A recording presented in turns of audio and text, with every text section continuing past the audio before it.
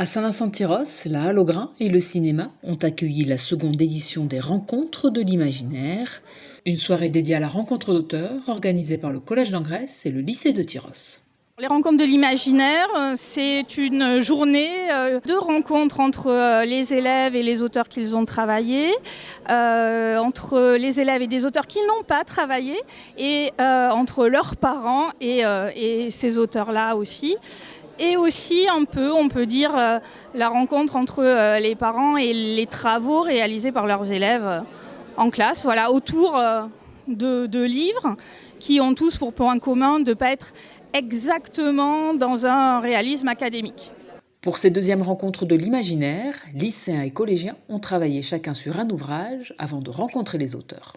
Les élèves, selon leur niveau, ont travaillé sur des œuvres différentes, selon des modalités différentes, pour concevoir plutôt pour les troisièmes et les secondes des panneaux d'exposition.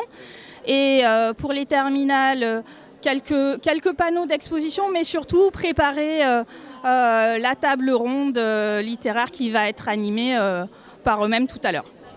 J'ai étudié Le Soldat désaccordé de Gilles Marchand. C'est un livre dans lequel un ancien combattant de 14-18 part à la recherche d'un autre soldat disparu en 1916.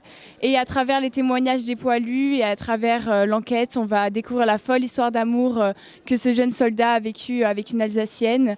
Et donc on va également suivre l'enquête et tenter de le retrouver et de retrouver son amour. Nous, on a travaillé sur Perspective de Laurent Binet, qui est un roman épistolaire et historique sur la Renaissance. On a notamment les personnages des grands maîtres de la peinture, donc par exemple Michel-Ange, mais c'est aussi un roman d'enquête sur le meurtre de Pontormo. On les a travaillés en amont avec notre professeur de littérature et on a ensuite rencontré les auteurs au lycée et ensuite on prépare cet événement pour leur poser des questions. Exposition, dédicaces, échanges avec les auteurs et pour terminer la soirée, projection d'un film. Tel était le programme de ces rencontres de l'imaginaire qui ont également pour but de changer le regard des lycéens et des collégiens sur la littérature. Déjà, ils se rendent compte qu'un auteur n'est pas forcément mort.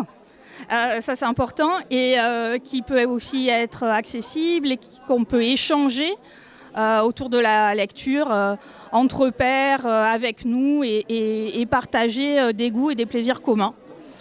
Et donc, ils sont plus impliqués, investis. Ce soir, c'est eux qui travaillent. Nous, on ne fait plus rien.